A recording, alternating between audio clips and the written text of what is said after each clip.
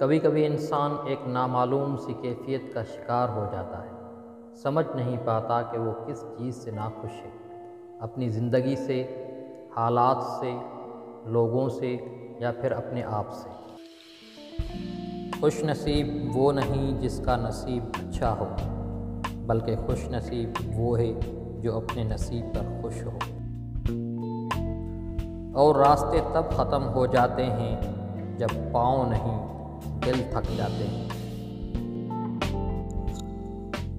पैसे कमाएं या ना कमाएं, दुआएं ज़रूर कमाएं, उससे झोंपड़ी में भी महल वाला सुकून मिलेगा।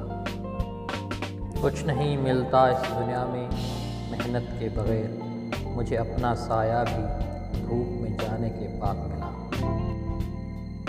वक्त गहरे समंदर में गिरा हुआ मोती है, जिसका दोबारा मिलना नामुमकिन।